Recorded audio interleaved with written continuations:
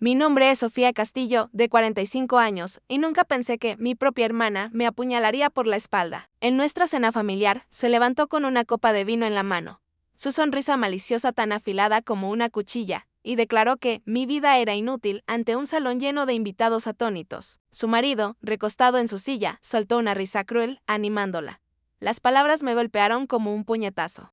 Mi pecho se oprimió mientras los tenedores chocaban contra los platos en un silencio incómodo. Me aferré al borde de la mesa, forzando una sonrisa que parecía de cristal a punto de romperse. No sabían que tenía 5 millones de euros en mi cuenta, dinero que había planeado usar para saldar su montaña de deudas. Había pasado años construyendo esa fortuna en silencio, pensando que nos acercaría. Pero sus palabras, frías, calculadas, goteando desdén, lo cambiaron todo. No iba a dejar que esto pasara. Esa noche, decidí que enfrentarían las consecuencias de su traición y sabía exactamente cómo empezar. Antes de que profundicemos, suscríbanse y compartan en los comentarios qué harían si la familia les diera la espalda así. Sus pensamientos mantienen vivo este canal, quiero leerlos. El comedor quedó en silencio después de que las palabras de mi hermana cortaran el aire. Me quedé sentada, con las manos temblando debajo de la mesa, mientras la risa de su marido resonaba en mis oídos. Los invitados vecinos, primos, viejos amigos se movían incómodos, sus ojos yendo y viniendo entre mí y la pareja al otro lado de la mesa. Forcé una sonrisa tensa. Pero por dentro me estaba desmoronando. Mi hermana, recostada en su vestido de diseñador, dio otro sorbo de vino, su expresión complacida, desafiándome a responder. Su marido se echó hacia atrás, lanzando otro dardo. Vamos, Sofía, no tienes nada en marcha. Sin legado, sin chispa.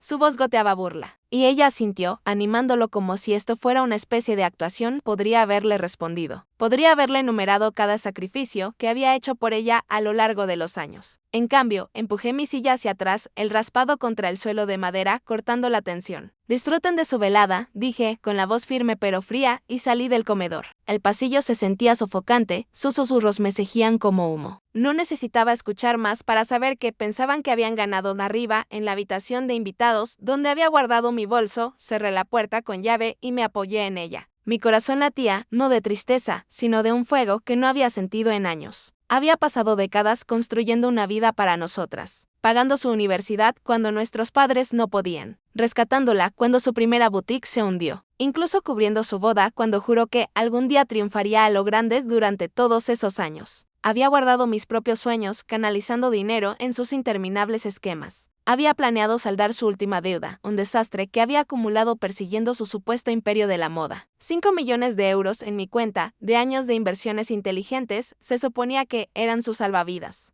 Ya no. Sus palabras seguían repitiéndose. Inútil, ella no solo me insultó, borró todo lo que había hecho por ella. La risa de su marido fue el clavo final. Pensaron que yo era una solterona sin nada que mostrar en mi vida, ajena a la fortuna que había construido. Recorrí la habitación, mi mente acelerada. No iba a suplicar su respeto, ni a tirar mi dinero por su ingratitud. No se lo merecían ni un solo céntimo. Dejé de caminar y miré por la ventana hacia la oscura calle de abajo. El coche llamativo de mi hermana estaba aparcado delante, un símbolo de su gasto imprudente. Ella siempre había vivido como si el dinero creciera en los árboles, asumiendo que yo estaría allí para limpiar sus desastres. Su marido no era mejor, pavoneándose como un pez gordo de la industria musical, mientras sus supuestos negocios se venían abajo, habían construido sus vidas sobre mentiras. Y yo los había estado apoyando durante demasiado tiempo. Ya era suficiente. No iba a entregar mi fortuna a personas que me escupían en la cara. En cambio, les dejaría enfrentar las consecuencias de sus propias elecciones. Aún no lo sabían, pero tenía el poder de quitarles la alfombra. No gritando ni peleando, sino dejando que sus mentiras les alcanzaran. Siempre había sido la callada, la confiable, pero callada no significa débil. Sabía exactamente lo que tenía que hacer. Sentada en el borde de la cama, saqué mi teléfono y revisé mis contactos. Laura, mi vieja amiga de mis días en seguros. Sabría por dónde empezar. Siempre había sido astuta, con una habilidad para desenterrar información financiera. Si alguien podía ayudarme a descubrir la verdad sobre las deudas de mi hermana, era ella. Escribí un mensaje rápido: necesito tu ayuda. Es sobre mi hermana. Mi dedo se detuvo sobre el botón de enviar, el peso de mi decisión asentándose. Esto no era sobre venganza, era sobre responsabilidad. Habían cruzado una línea y yo había terminado de hacer el ridículo. Le di a enviar, mi determinación se endureció. La cena había terminado, pero la verdadera pelea apenas comenzaba. Pensaron que podían humillarme y irse ilesos. Se equivocaron. La habitación de invitados se sintió como un santuario después del caos de abajo. Me desplomé en la cama, mi teléfono todavía caliente por el mensaje que le había enviado a Laura. La casa estaba tranquila ahora. El zumbido de voces del comedor había desaparecido a medida que los invitados salían a la noche. Necesitaba algo que me enraizara, algo que me recordara quién era antes de que las palabras de mi hermana intentaran destrozarme. En la mesilla de noche había un viejo álbum de fotos, su cubierta de cuero desgastada por años de uso. Lo coloqué en mi regazo, su peso estabilizando mis manos temblorosas. Al pasar las páginas, di con una foto de mi madre, Margarita, su sonrisa suave y cálida, de pie en nuestro viejo patio trasero conmigo y mi hermana cuando éramos niñas. Ella siempre había sido el pegamento de nuestra familia, enseñándonos a valorar la honestidad y el trabajo duro. El dinero no te hace, decía, con la voz firme pero amable. Tus elecciones sí. Recorrí su rostro con el dedo, un dolor me atravesó el pecho. Había fallecido hace 10 años, pero sus lecciones se quedaron conmigo. Había vivido según ellas, construyendo mi fortuna en silencio, mientras mi hermana perseguía el lujo y la fama. Margarita se habría entristecido al vernos ahora, divididas por el egoísmo de su hija. Cerré el álbum, mi mente divagó hacia los sacrificios que había hecho.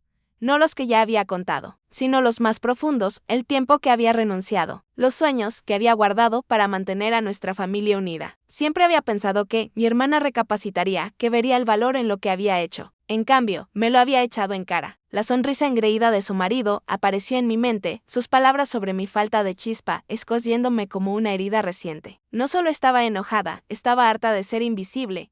Entonces mis ojos captaron una pila de correo que había subido, papeles que había querido ordenar antes. Encima había un extracto bancario que no reconocí, dirigido a mí, pero con un número de cuenta que no era el mío. Se me revolvió el estómago al escanearlo. El extracto mostraba un préstamo de cientos de miles de euros sacado a mi nombre, vinculado a una empresa de moda fallida.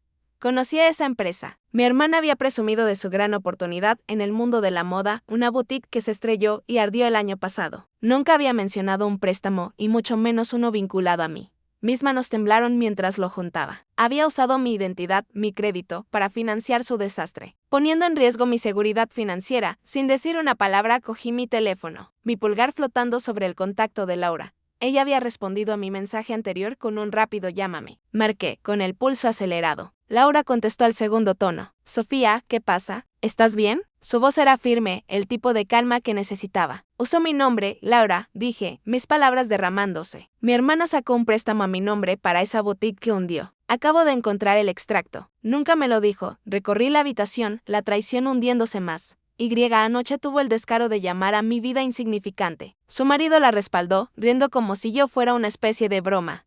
Laura no dudó. Eso es fraude, Sofía. Si usó tu identidad, eso es grave. Puedo mover algunos hilos, revisar los registros bancarios. ¿Tienes el número de cuenta? Lo leí, mi voz tensa. Hizo una pausa y luego añadió, ¿y su marido? Ha estado alardeando de algún acuerdo musical en línea. ¿Crees que es legítimo? Dejé de caminar. Ni siquiera había pensado en él, más allá de su cruel comentario en la cena. Siempre publica sobre grandes contratos, pero no lo sé, dije. ¿Puedes investigar eso también? Necesito saber a qué me enfrento.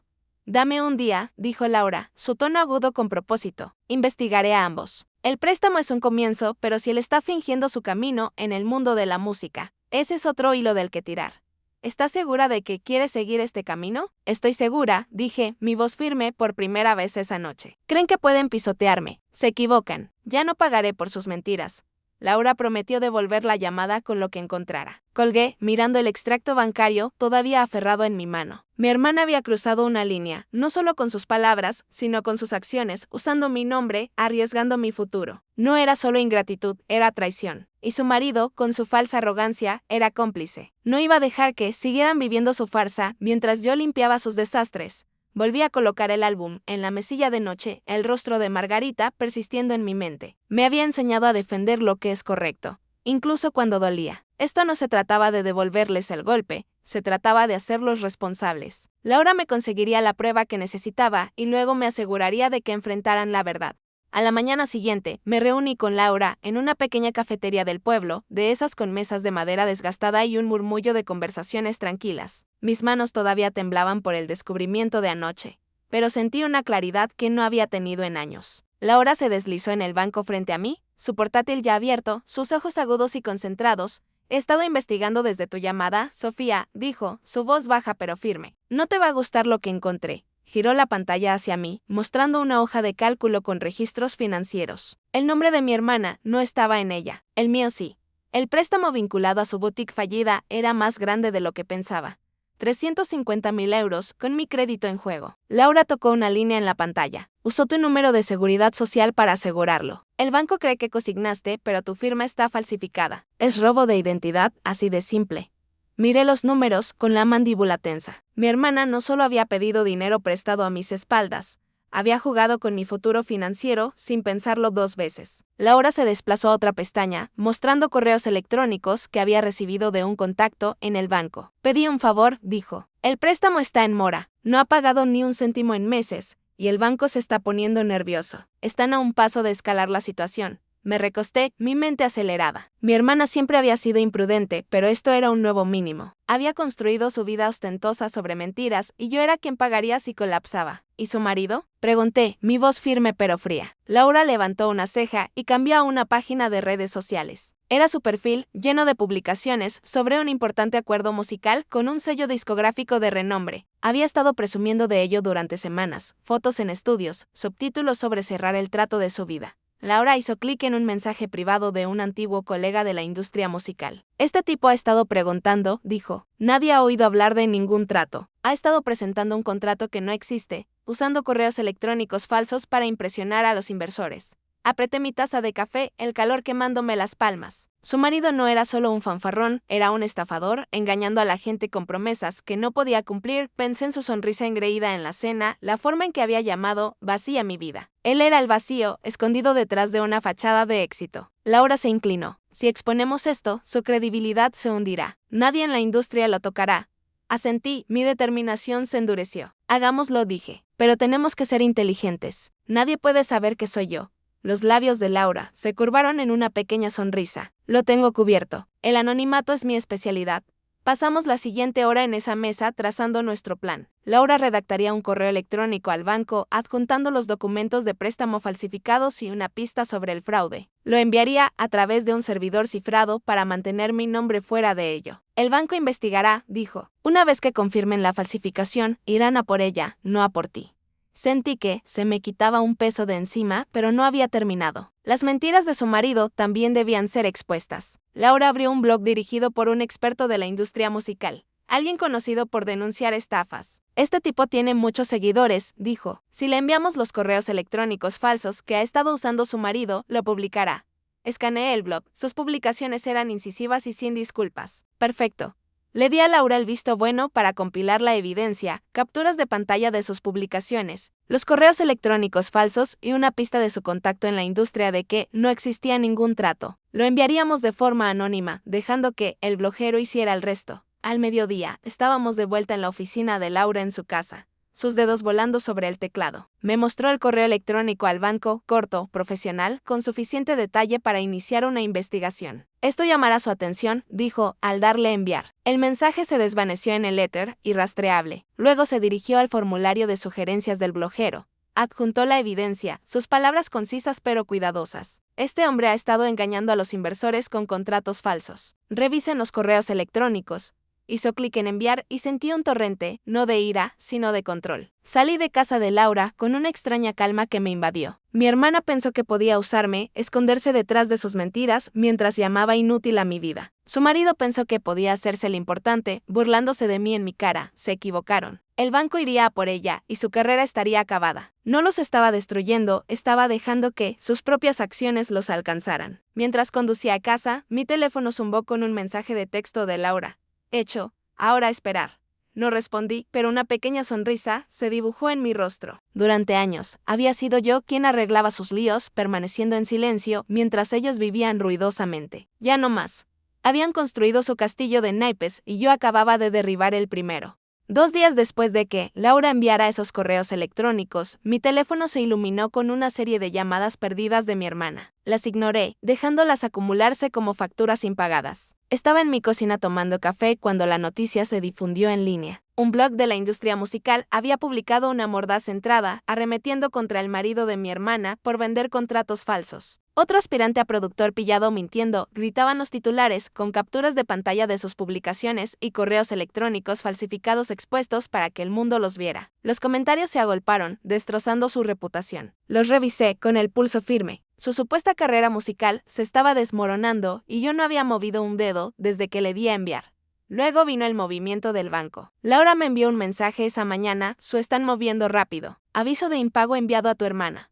Revisé mi correo electrónico y encontré un mensaje reenviado de su contacto. Una carta formal del banco dirigida a mí exigiendo el pago del préstamo fraudulento. Confirmaba la falsificación, tal como Laura había predicho, y ahora estaban investigando a mi hermana en busca de respuestas. El colapso de su boutique era de conocimiento público, pero este préstamo vinculado a mi nombre era su secreto sucio y se estaba desvelando rápidamente. Su estilo de vida lujoso, los bolsos de diseñador, ese coche reluciente aparcado fuera, estaban a punto de chocar con la realidad.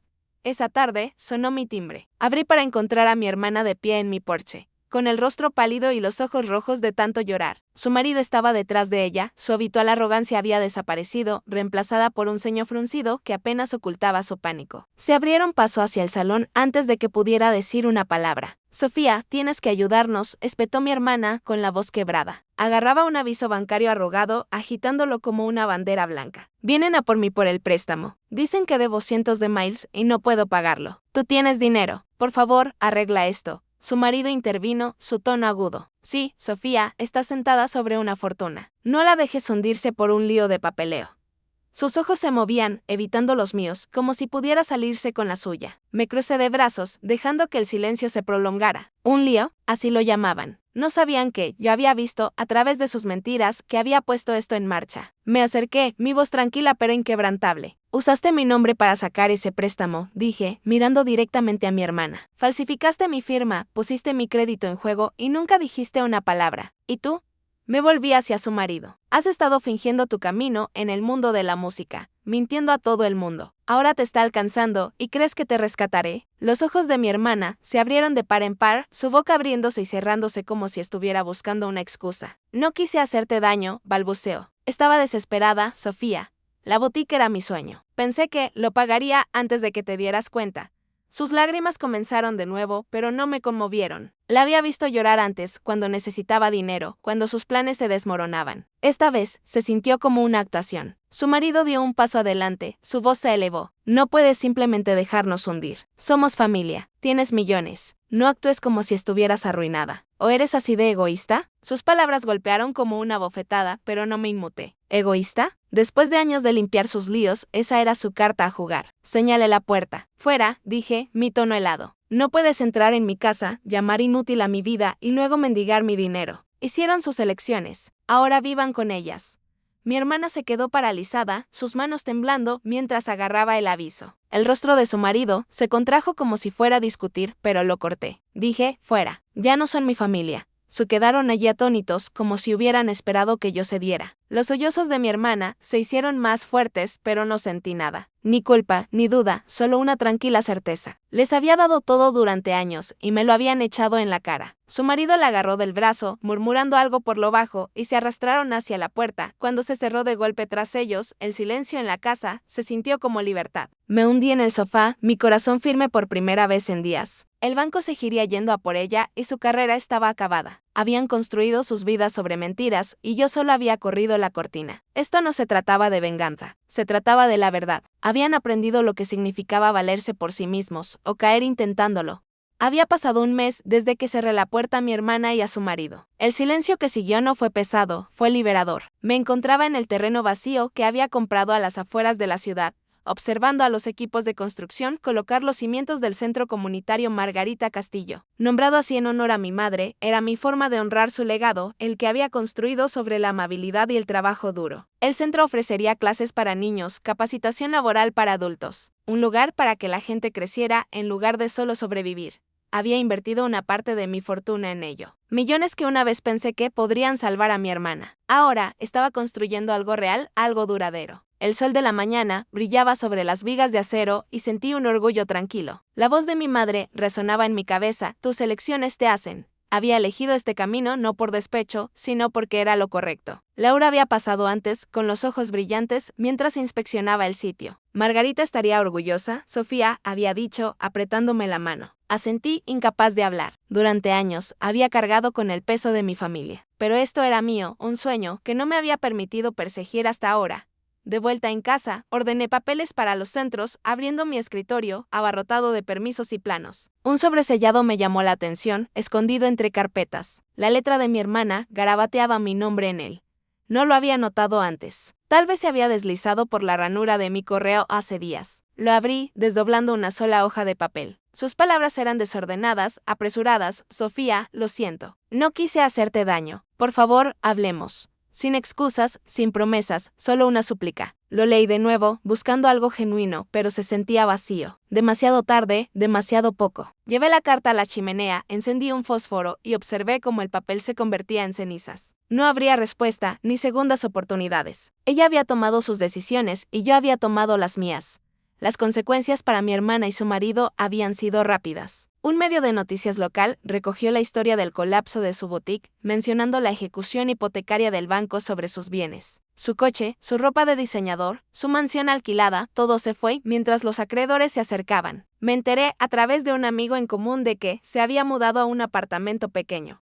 Luchando por encontrar trabajo, el nombre de su marido había desaparecido de los círculos de la industria musical. La entrada del blog que exponía sus falsos negocios se había extendido y nadie lo tocaría. Los susurros lo seguían en línea, etiquetándolo como un fraude. No solo estaban arruinados, eran invisibles, despojados de la fachada a la que se habían aferrado. No me regodeé. Su caída no fue mi victoria, fue su consecuencia. Había pasado años apoyándolos, creyendo que la familia significaba sacrificio. Pero la familia no es una calle de sentido único. Mi hermana había tomado mi confianza, mi nombre, mi futuro, y lo había tirado por la borda para su propio beneficio. Su marido se había burlado de mí, permaneciendo a su lado, mientras ella me destrozaba. Habían construido sus vidas sobre mentiras, y las mentiras no se sostienen para siempre. Preparé una maleta esa noche, dejando la ropa para mi viaje a Barcelona. Había reservado un billete de ida, atraída por la promesa de nuevos comienzos de la ciudad. Quería caminar por sus calles, respirar su aire, encontrar una parte de mí que había perdido en el ajetreo de mantener a flote a mi familia. El centro abriría pronto, y había contratado a un gerente para que lo dirigiera en mi ausencia. Mi trabajo aquí había terminado, pero mi vida no. Por primera vez en décadas, me sentí ligera, liberada de sus expectativas. Al cerrar la maleta, pensé en la gratitud. Mi madre me lo había inculcado de niña. Di gracias. Dilo de verdad. Vívelo. La gratitud no eran solo palabras. Era acción, respeto, amor. Le había dado todo a mi hermana, pero ella nunca había dicho gracias. No de verdad había visto mis sacrificios como algo que debía hacer, mi vida como algo que despreciar. Su marido no había sido mejor. Su risa, una bofetada en la cara de todo lo que había hecho. Su ingratitud no era solo personal. Fue una elección, una que los llevó a la ruina. Me senté junto a la ventana, observando la calle, donde una vez había aparcado el coche de mi hermana. No la odiaba, no le deseaba dolor, pero tampoco le debía mi perdón. Algunos puentes se queman porque nunca fueron construidos para durar. Mi madre también me había enseñado eso, aférrate a lo que importa, suelta lo que no. Mi hermana y su marido ya no importaban. Eran un capítulo cerrado, una lección aprendida. El centro comunitario sería mi legado. No para ellos, sino para las personas que cruzarían sus puertas, niños aprendiendo a leer, padres encontrando trabajo, vecinos construyendo algo juntos. Esa era la chispa que mi hermana afirmaba que me faltaba. Barcelona era mi siguiente paso, una oportunidad de vivir para mí, no para los sueños de otra persona. Había pasado demasiado tiempo a la sombra de sus demandas. Ahora estaba saliendo a la luz. La gratitud, me di cuenta, no se trata solo de lo que te dan. Se trata de lo que te das a ti mismo. Me di esto a mí misma, un futuro, un propósito, una vida que no estaba definida por su crueldad. Mi hermana y su marido cargarían con sus consecuencias, pero yo cargaría con mis decisiones. Y había elegido la libertad.